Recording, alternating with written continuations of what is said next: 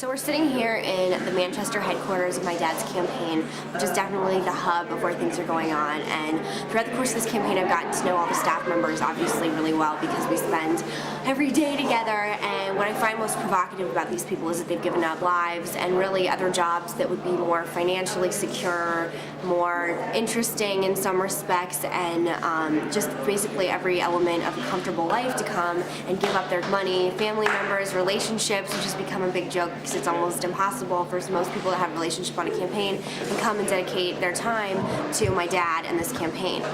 Some of the people that we need to touch on a little bit is Brooke Buchanan, who's our press secretary, and she actually spent 6 months in Iraq just volunteering over there. So she's obviously a woman who can handle herself in intense situations. She gets up before I do and goes to bed way after. I call her at 6 o'clock in the morning, she's awake. I call her at 2 o'clock in the morning that night or that early morning and she's awake too. She probably sleeps, I think, 3 hours a night. And if there's a crisis, she's the one that has to take care of it. She's the one. If there's a problem, it's everyone points the finger at her, and she's constantly dealing with press people all around, and she's totally the one I go to when I need advice on what I should be doing, what I should not be doing. She really keeps me informed, and it's so nice to have someone who cares about the whole entire project. She will talk to everyone about every little detail, and she doesn't just play favorites with my dad, which is the best type of press person to have because they're not just singularly concentrating on the candidate. They're concentrating on me, they're concentrating on all the press people, and I think it's people like her that give my dad the good reputation with the media that he has. And I love her. She's so sweet and adorable, and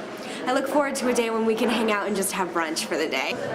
Another one of my favorite volunteer stories is Zach, who is a really good friend of ours. He works Advance here in the headquarters. He used to live in New York, and he gave up his job actually on Wall Street and his apartment in downtown Manhattan, moved to New Hampshire, volunteered for 6 months, unpaid, gave up his time, gave up his money, and then just recently got hired in the last 2 months becoming a paid staffer, but really gave up something that I don't think a lot of 22, 23-year-old guys would do to serve a cause bigger than himself in this country and support a presidential candidate and really give up his life and everything he'd worked for to come work here. Another person on the campaign that we have spent a lot of time with is Tim, who actually used to be a professional golfer and ended up deciding that being at a country club every day teaching golf lessons wasn't what he wanted to do with his life, and he actually joined our campaign about a year ago.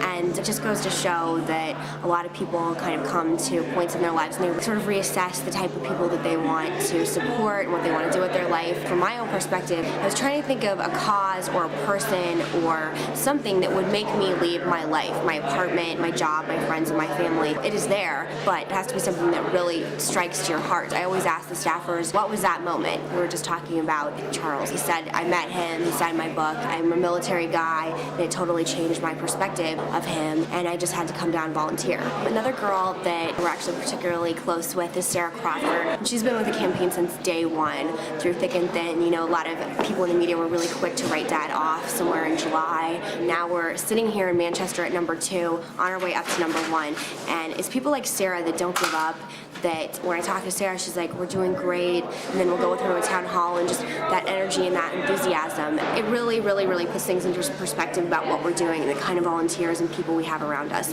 Just the amount of effort it goes into scheduling a campaign day to day with this city, that how amount of time they'll get from point A to point B. I mean, they're out there in the snow, they come to events early, they leave late and clean up. I have the easy part, all I have to do is show up. They have to build it, structure it, schedule it, and that's the kind of people we need because campaigns are rough and it's a rocky road getting to the point that we get to.